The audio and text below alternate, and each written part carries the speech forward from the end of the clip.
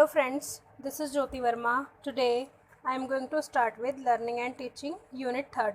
जैसा कि हम लर्निंग एंड टीचिंग जो हमारा सब्जेक्ट है सेकंड सेमेस्टर बीएड का, इसका सेकंड यूनिट हम कवर कर चुके हैं और इसके अंदर हमने अपनी सारी थ्योरीज कवर की है। लास्ट वीडियो हमने इसकी देखी थी कि teacher as a transmitter of knowledge किस तरीके से कार्य करता है और वो किस तरीके से बच्चों के लिए रोल मॉडल है, किस तरीके से वो नेगोशिएट करता है पेरेंट्स के साथ, आपस में टीचर्स के साथ कैसा नेगोशिएशन होता है, स्टूडेंट्स के साथ कैसा होता है। तो हमने ये सारी चीज़ें उस पॉइंट में देखी थी जिसमें हमने पढ़ा था कि teacher as a transmitter of knowledge किस तरीके से होता है। लास्ट वीडियो थी हमारी और आप प्लेलिस्ट में जाकर ये वीडियो देख सकते हैं अगर आपने नहीं देखी है तो। आज हम स्टार्ट करने वाले हैं यूनिट 3rd। यूनिट 3rd के अंदर हम सबसे पहला पॉइंट पढ़ेंगे। सबसे पहला जो हमारा सब पॉइंट है इसका वो पढ़ेंगे हम बुद्धि यानी कि इंटेलिजेंस। ये पूरी 3rd यूनिट इंटेलिजेंस पर ही बेस्ड है और हमारा फर्स्ट पॉइंट इस यूनिट का इंटेलिजेंस है। तो सबसे पहले हम इंटेलिजेंस को क्लियर करेंगे कि व्हाट इज़ इंटेलिजेंस। तो इसके अंदर बुद्धि का अर्थ यानी कि मीनिंग ऑफ इंटेलिजेंस की बुद्धि बेसिकली है क्या। तो इसके अंदर हम देखेंगे आमतौर पर बुद्धि को सामान्य जीवन में एक व्यक्ति की उपलब्धियों, मतलब कोई भी व्यक्ति है, कोई भी पर्सन है, वो अपने सामान्य जीवन में जो जीवन वो जी रहा है, सामान्य जीवन में क्या क्या उसने उपलब्धियां की हैं, क्या क्या उसकी अचीवमेंट्स है, उसके आधार पर मापा जा सकता है। क्योंकि वो अचीवमेंट्स भी अपनी बुद्धि के हिसाब से ही करेगा कि उसकी कितनी ज़्यादा मतलब आईक्यू है, उसके हिसाब से ही वो अपनी उपलब्धियों को करेगा। तो उपलब्धियों के आधार पर इसको मापा जा सकता है, मेज़र किया जा सकता है।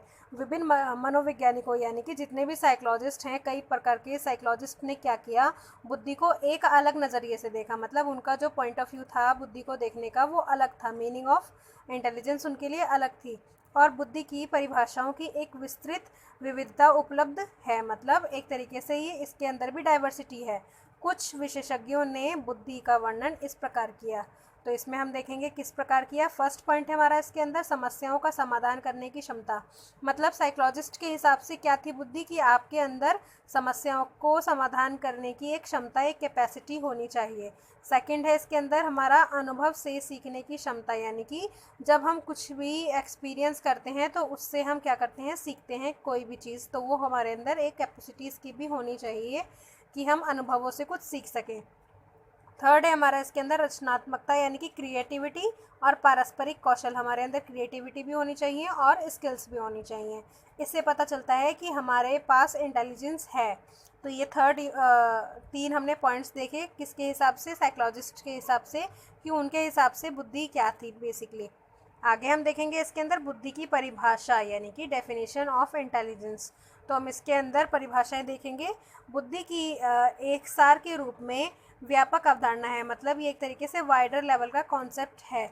यह आश्चर्य की बात है, मतलब एक सरप्राइज करने वाली बात नहीं है कि बुद्धि को परिभाषित करने में बहुत सारे तरीके हैं। ऐसा हो सकता है कि बुद्धि को कई तरीक़ों से परिभाषित किया जा सकता है, तो इसके अंदर कोई भी सरप्राइज होने वाली बात नहीं है। तो सबसे पहली परिभाषा हम देखेंगे स्टर्नबर्ग के अनुसार। तो स्टर्नबर्ग के अनुसार क्या है ये, बुद्धि अनुभव से सीखने की क्षमता, यानी कि जो बुद्धि है वो अनुभव से सीखने की क्षमता, यानी कि आप कोई भी काम कर रहे हैं उसको आपको एक्सपीरियंस करके अपनी बुद्धि को बढ़ाना है। यानी कि बुद्धि अनुभव से सीखने की क्षमता और पर्यावरण के अनुसार संयोजन को शामिल करती है। वुड्सवर्थ के अनुसार बुद्धि का जो अर्थ है वो अकल को इस्तेमाल करना है, मतलब उसको आप यूज़ कर रहे हैं, अपने सेंस को यूज़ कर रहे हैं।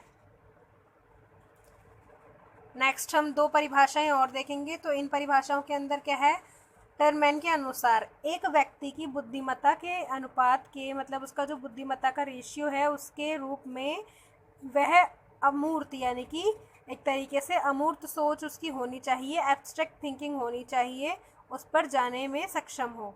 नेक्स्ट है जीन पियाजे के अनुसार। जीन पियाजे के अनुसार क्या है, बुद्धि परिवेश को, मतलब जो उसका परिवेश है, बुद्धि परिवेश को अपनाने की क्षमता है। मतलब आप अपने परिवेश को अपना रहे हैं तो ये उसकी क्षमता है, किसकी, बुद्धि की। आगे हम देखेंगे बुद्धि की प्रकृति, यानी कि हमने उसका मीनिंग देख लिया, उसका डेफिनेशंस हमने 4 डेफिनेशंस देख ली। नेक्स्ट हम देखेंगे नेचर ऑफ इंटेलिजेंस यानी कि बुद्धि की प्रकृति। तो इसकी प्रकृति क्या है, बुद्धि से संबंधित कई घटकों के संदर्भ में व्याख्या की जा सकती है। जैसा कि हम इसके अंदर कुछ पॉइंट्स देखेंगे, जिसमें फर्स्ट पॉइंट है हमारा फर्स्ट जन्मजात। बुद्धि बच्चे की जन्मजात प्राकृतिक देन है, मतलब ये नेचुरल होती है, जन्मजात होती है। सेकंड है अधिगम, यानी कि बुद्धि बच्चे की अधिगम कम संभव समय में, मतलब ये कम समय में संभव हो सकता है करने के लिए सहायता करती है। थर्ड है हमारा भविष्यवादी। भविष्यवादी में क्या है, बच्चा अपने अनुसार भविष्य की योजनाएं बनाने में सक्षम होता है। किसकी वजह से? बुद्धि की वजह से। फोर्थ है हमारा इसके अंदर अनुभविक, यानी कि बच्चे अपने पिछले शिक्षक अनुभवों का लाभ उठाने में सक्षम हैं।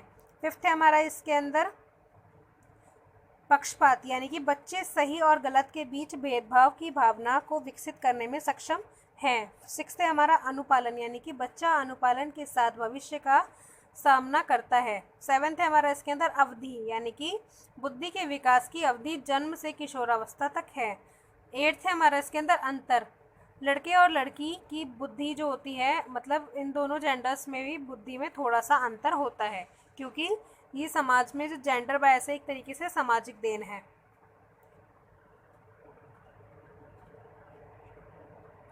अब हम आगे देखेंगे इसके अंदर वंशानुगत प्रभाव, यानी कि जो बुद्धि है उस पर हेरिडिटी का क्या प्रभाव पड़ता है। जो हमारी हेरिडिटी है उसके इन्फ्लुएंसेस को देखेंगे हम, जिसमें हमारे 3 पॉइंट्स हैं। फर्स्ट पॉइंट में हम देखेंगे परिवारों के अध्ययन ने साबित कर दिया है कि बुद्धि परिवारों में होने की प्रवृत्ति है। सेकंड है हमारा इसके अंदर समान जुड़वा और बुद्धि के बीच उच्च संबंध है, यहाँ तक कि समान जुड़वा बच्चों का पालन पोषण अलग अलग किया गया लेकिन फिर भी उच्च सह संबंध दिखाया।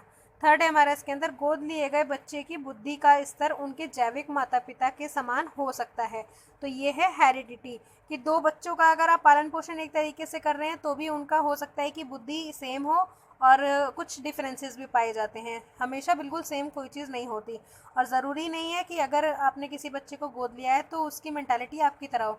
ऐसा भी हो सकता है कि वो बायोलॉजिकल हो, जिस मतलब जो उसके रियल मदर फादर हैं तो वो उसके अंदर उनकी हेरिडिटी आ जाती है।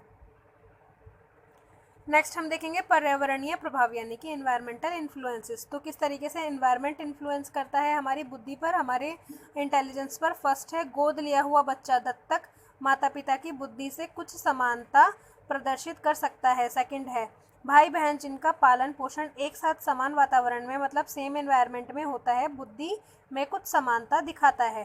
थर्ड है जैविक असंबंधित बच्चों का पालन पोषण एक साथ समान वातावरण में बुद्धि में कुछ समानता दिखाता है। और फोर्थ है हमारा इसके अंदर वंचित वातावरण में समय के साथ बुद्धि में गिरावट आती है, मतलब समय के साथ क्या होता है, बुद्धि में गिरावट आती है। अनाथालयों, गरीबी और अलगाव स्थितियां आदि बुद्धि के स्तर में गिरावट ला सकती हैं। तो ये था हमारा first point of third unit. तो थर्ड यूनिट में हमने फर्स्ट पॉइंट में बुद्धि के बारे में पढ़ा, meaning of intelligence, types of intelligence, definitions of intelligence, और उसके बाद हमने देखा कि एनवायरनमेंट और हेरिडिटी किस तरीके से हमारी इंटेलिजेंस को इन्फ्लुएंस करती हैं, इफ़ेक्ट डालती हैं। आई होप फ्रेंड्स आपको ये वीडियो पसंद आया होगा। Thank you so much friends for watching this video.